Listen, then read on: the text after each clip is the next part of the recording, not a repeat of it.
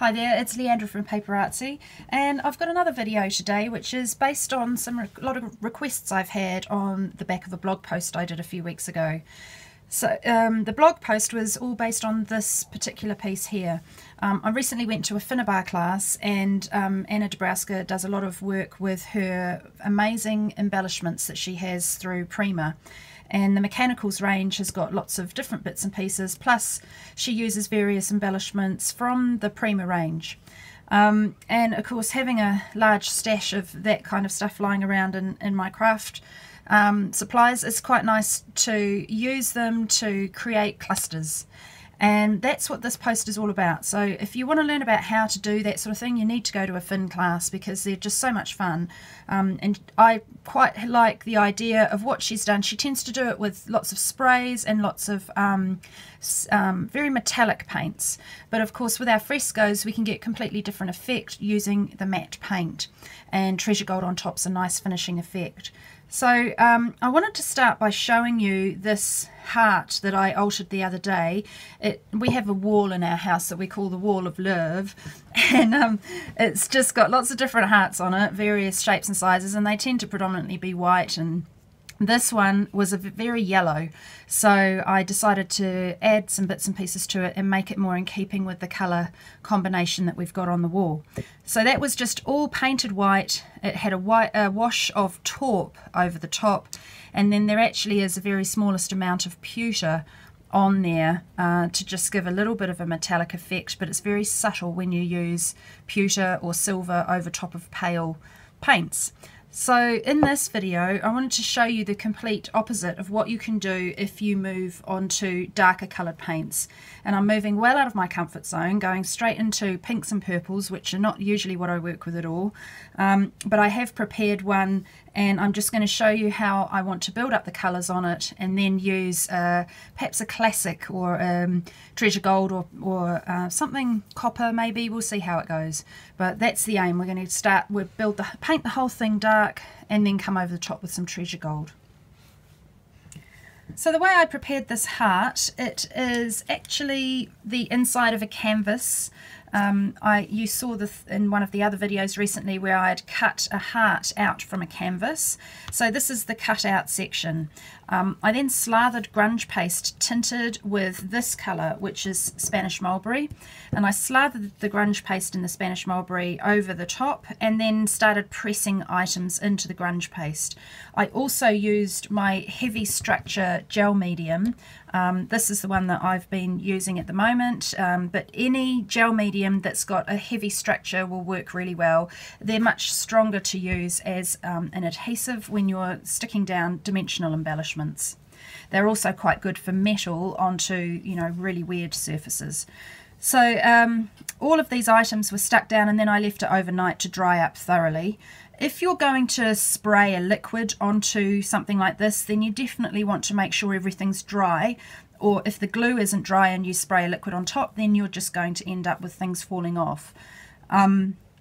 I'm using our paint, which obviously dries really fast anyway, and a lot of this technique when you're adding paint to it is kind of like dry brushing anyway, so you never get your paint really sopping wet. Once you put a layer on there, all of these elements start to look quite sort of like one layer. They look much more homogeneous because they've all just painted the one colour, but at the moment you can see much more clearly all the different things that I've used. So I've got bits of our bijouterie range that we used to sell our jewellery bits and pieces. There's some of Tim Holtz's hitch fasteners. These Prima zippy things are really cool. Lots of little wooden bits. These are some little cherubs that we've sold over the years. Flowers from Prima. We've had these amazing acrylic beads that we sell when we go to shows, and the bird is part of that collection as well. Keys from Bead Time, just all sorts of bits and pieces. Even in the centre here, there's a popper, a snap fastener. Wooden bits and pieces, just whatever you can find. And if you want to make it personal with numbers or words that you have, whether they're die cut or you know, more dimensional embellishments, and it's a really good way to personalize something like this. So you just plonk all your bits down in clusters. Even on a card you could do a little cluster like this, very simple, just 3 or 4 things. But because this is, I don't know actually where I'm going to put this, but it's just nice to sort of experiment with squidging all your things into position. So colour wise, I've been having a bit of a play to see which colours I'm going to use, and my overall aim is that these areas here I'm going to keep lighter, and as we get to the centre of the cluster I want to make the paint darker. So the base colour is Spanish Mulberry, and then I've mixed Spanish Mulberry like Liz Bora's done on our blog posts that she did in this most recent semester, and just played about adding different colours to the Spanish Mulberry. So for example, if I add Baltic Blue, that's a little bit of Baltic Blue, and then that's a lot more Baltic Blue. This one is mixed with London Night, and then this one here is mixed with Eggplant, Inky Pool and Blood Orange. And you know, you'll get various shades of all of these depending on how much of the Spanish Mulberry and how much of the additional colour you use, but it gives me a sort of a starting point so that I know roughly how the 2 colours combine, rather than doing it blind. So it's a good starting point. Now all I'm going to do is start by adding paint, and I usually start with a big flat brush and just go for it, sort of stippling it on. But as I get into sort of more nitty gritty areas, I'll probably need to move to a pointed brush.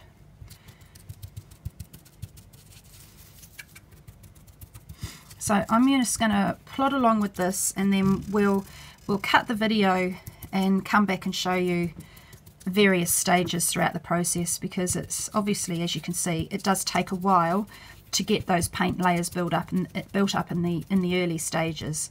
So it's just a matter of stippling it on, and then we'll start to build some depth of colour once I've got a couple of coats of this on here.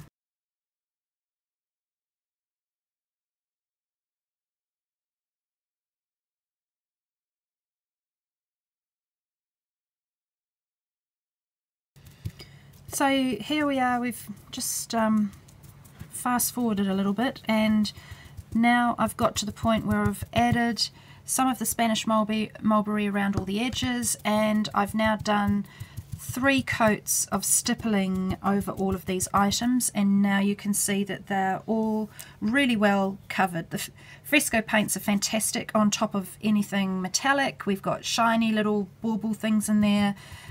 We've got the canvas and the grunge paste underneath, and as you can see, the Frescos will just cover anything quite adequately. You do, when you're working with base coats like this, obviously you want to choose an opaque colour because they're much higher coverage. If you tried to start with a translucent, what you would need to do is actually base coat with white and then come over the top with your translucents initially mixed in with the white, and then the subsequent 2 or 3 coats you'd want to use the translucent on its own, and then you'd have a much brighter starting point. But this one, Spanish Mulberry, is quite nice. It's been quite easy to build up those layers. So now the next step is I really want to try and perhaps make it a bit lighter in those lower areas away from the clusters, and then into the depth of the cluster I want to try and get it darker. So I think, looking at my colour collection here, I'm going to go for sort of the Spanish Mulberry and a bit of Blood Orange to begin with. So I've got my Blood Orange here, and I'm just going to pull some Spanish Mulberry into that and just make that a little bit darker, and then we can go from there. So we'll just start building this up.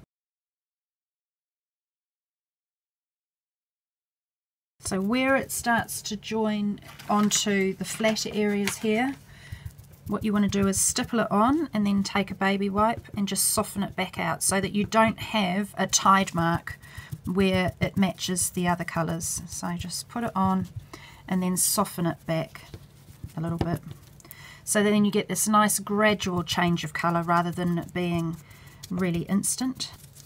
And this is going to get covered with darker colours, so it's mainly this peripheral area here that I'm most concerned with having the transition. I'll put it on and then quickly just sort of with a baby wipe soften it. Okay, so next step is to do the same thing but onto a slightly darker colour. It's quite a good idea if it's not dry to dry it off with a heat gun in between layers. So my next colour I'm going to move to is going to be the Spanish mulberry with a bit of the eggplant in it. So I've got Spanish mulberry there and the eggplant's next to that, so it's easy to bring just a little bit of the eggplant into the edge of that Spanish mulberry and try and get the colour that you want, whichever tonal value. So you're just playing with a blend of the two. So again, it's just a slight matter of blending that into the blood orange mixture that I just applied. So you don't want to totally obliterate your blood orange at that transitional phase down the lower section. But in the centre of this cluster, I really want it to be more the eggplanty version of Spanish mulberry. So put it on and soften where the colours join.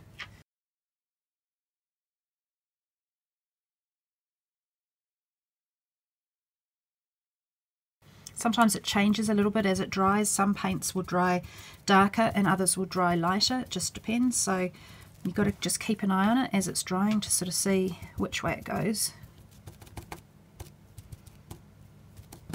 Okay, so we're just going to keep adding to this. I think what I might do first is make it more eggplanty, a slightly darker version of what's just gone on this one. Those two quite liking how they've turned out. But you see, just by adding a little bit more eggplant to that, it goes even slightly more purple. And then you just keep doing this where you just keep adding layers. So I'm going to turn it more of a blue purple with each additional layer. So now looking at my little list of colours here, I'm going to go to this one, which is a bit of Baltic blue mixed with the Spanish mulberry, and the Baltic blue is this one here. So it's quite an opaque blue. But if I just start on this colour, this puddle that I've already got, then I can tweak that puddle. So it's taking it more of a blue purple than a purple purple. And if you want that to be darker than that, then a good idea is to come and mix in something like French roast, for example, or even a touch of black. But French roast can produce some quite interesting darker shades.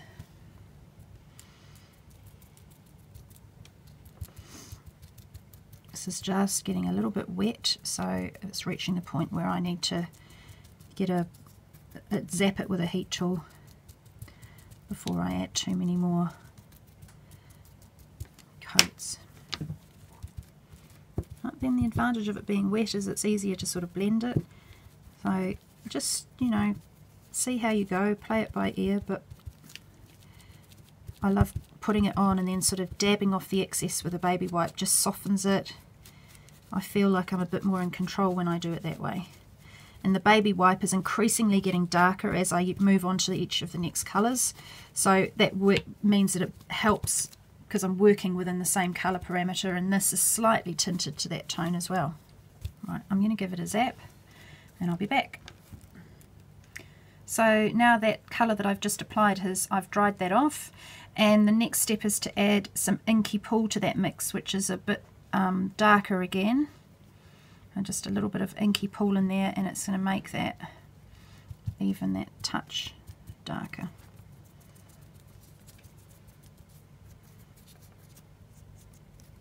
Put it on, soften it back. So I'm bearing in mind that when I come over the top of this with treasure gold, the darker areas, the darker it is, the more the treasure gold pops. So that's why I'm trying to build it up darker and darker, but kind of gradually.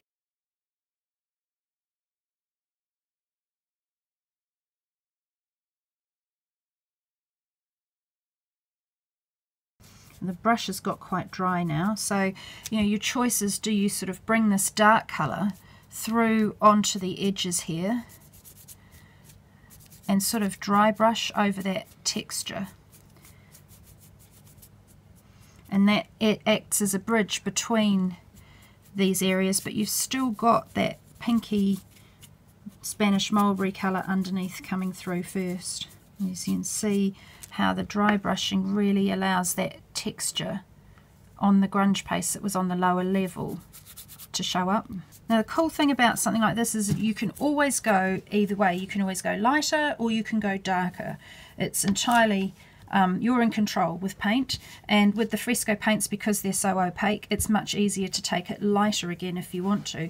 So one of the options at this point is that you could dry brush paler colours over the top. You could take your stone, you could take sherbet, you could mix different combinations of these, or you could even mix them in with the Spanish mulberry and create a lighter version of Spanish mulberry to dry brush over the top. That's an option.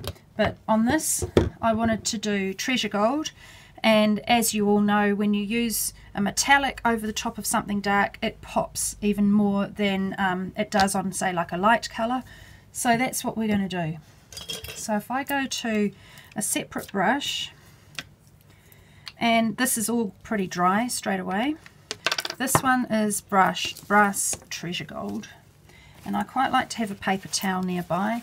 And the sort of brushes I use when I'm doing treasure gold tend to be either little flat ones, but I do prefer them when they're quite scruffy. So you know, they don't need to be a really flash brush. This sort of shorter bristle works quite nicely as well. So just have a go and see what you prefer. But let's start with this one. So I'm just going to pick up the smallest amount of treasure gold. It's always quite hard to know how much you've got on the brush, and it depends on how soft your treasure gold is. So I tend to leave the lids off mine a lot. As I'm demonstrating with them, it shows a lot. So mine often end up being a bit drier than perhaps yours will be when you buy it straight from brand new. But it doesn't matter, you can always soften them by using turpentine. It needs to be real turpentine, and you can add a couple of drops to it and it will soften it up. Or if your treasure gold is too soft for your liking, then leave the lid off for a day or two and just monitor it to see, you know, get it to the texture that you like. It won't do it any damage at all. So can you see there straight away, as soon as you apply a little bit of treasure gold on, it just catches all the texture. And I'm just trying to be light-handed with it because it's an opaque and it will obliterate. So if I came over the top of this really heavy-handedly, which could be a really cool thing, the whole thing would look like a brass plaque, but then I wouldn't see any of the colours that we've built up. So it's, you know, it's always a good idea perhaps if you start light and then decide how much more you want to add on.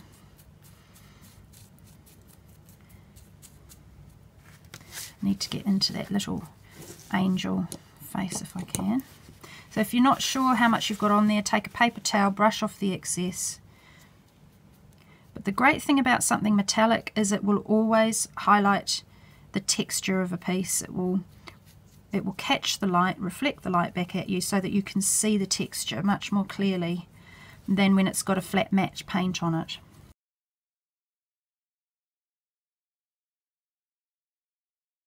And you don't have to just use one colour, you could use a few, entirely up to you. Once you get the feel for it, you sort of start to be a bit more confident in how you apply it. And as it starts to run out on the brush, then you can be a bit more vigorous, which is good for getting down into some of those little dippy areas. You don't want to go into the dippy areas with a fully loaded brush. And also, as I'm doing this, it often starts to polish up some of the areas as the brush is running out. Then it starts to act as a buffing brush. And this is another reason why I tend to use it with a brush rather than my fingers, because I've certainly got a lot more control over where I'm putting it when I apply it with a brush. There's no way I'm going to get my fingers down into a lot of that texture. Now, brass is one of the shinier treasure golds, so it is exactly as you would imagine brass to look. That is the colour that you get.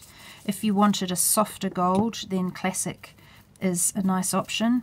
Renaissance is another nice, very standard traditional gold colour, but what I'm doing is, for the camera, going for the maximum contrast, because often these sorts of things are quite hard to pick up on camera.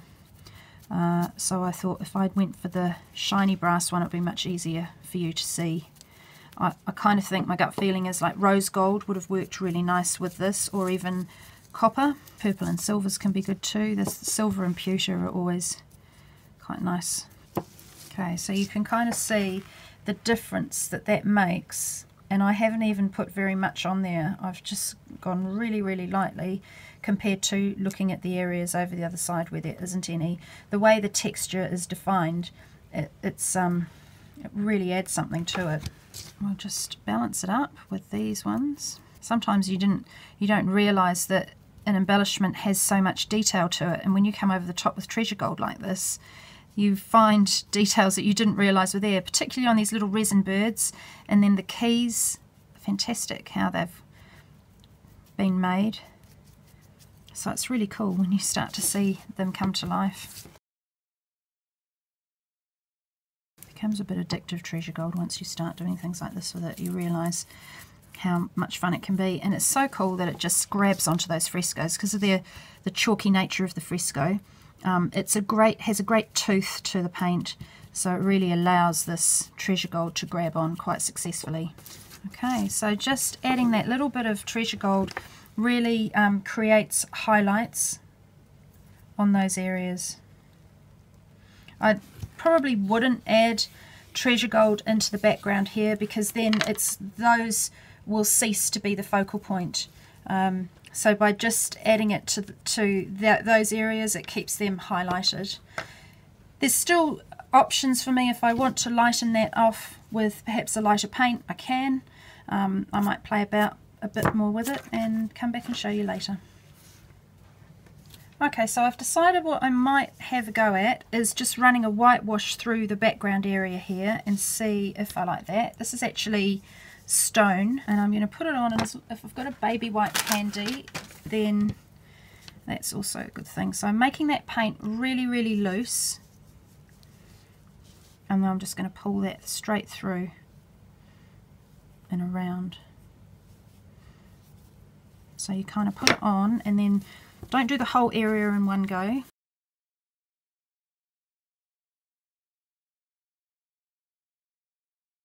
Because if you do the whole area in one go, it will dry off, and then you won't, you'll get a big tide mark. So you kind of want to just be in control of where you put it.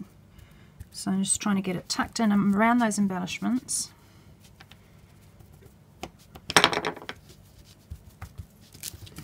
And then it will just dry off on its own accord. And sometimes when I do this sort of technique, I might do it 2 or 3 times, depending on how white I want to get it looking. But just put it on, soften it back a bit.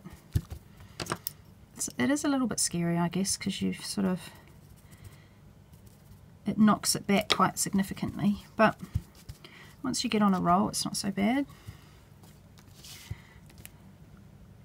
By lightening these surrounding areas, what I'm hoping to achieve is to heighten the darker sections.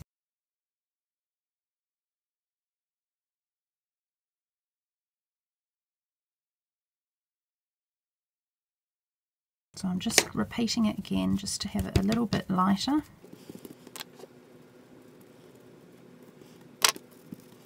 So then what I probably need to do is just go back to just darken some of those up again a little bit.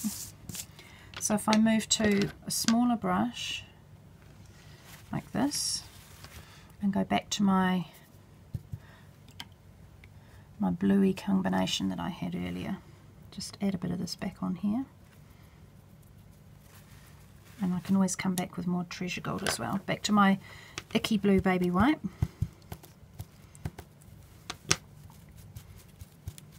Actually, it's quite funny because treasure gold's permanent on any area, so even though I've applied paint over the top, can you see how it's still there, it still pops back through?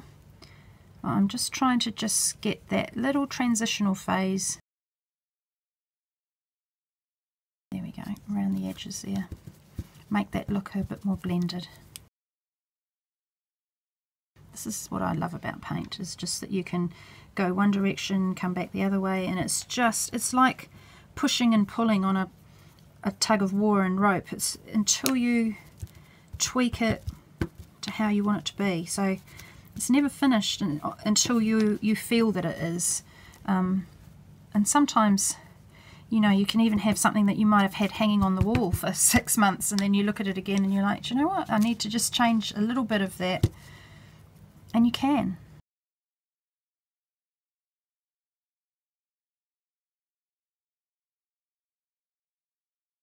Just trying to balance it so I've got that blue around the edge there everywhere. And then as I dab it back off again, the treasure gold just seems to pop back through. Okay, and see how it's amazing how that white, once it's dried thoroughly, it's kind of disappeared again, so you can always come back and add another layer. It's just that, like I was saying, the push and pull.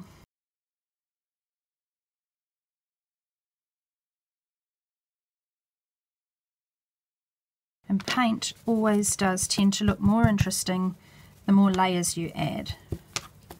You've still got different layers coming through, but the more complex it is as you build your layers, the more interest it holds. I will just polish up that treasure gold again, another tickle.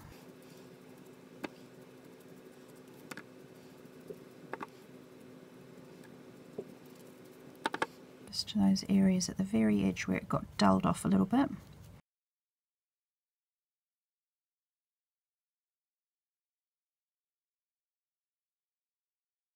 It's amazing. I don't know, you probably can't see it, but even the texture of the paint as it goes onto the butterfly there is being picked up by the treasure gold. Treasure gold's a little bit like paint. The more layers you add, the more interesting it can start to be. But just be very careful not to be too heavy-handed, or else you just obliterate. So I'm quite liking that I can still sort of see different colours of the pinks and purples and bluey purples coming through on that butterfly.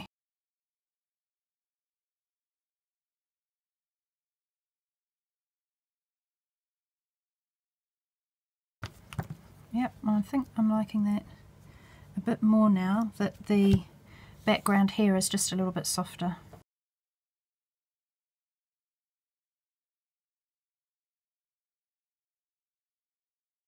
So there you go, that is using paints and treasure gold on a cluster, but it's something that you could do as an interior decor piece, or you could even just do a simple cluster on a card.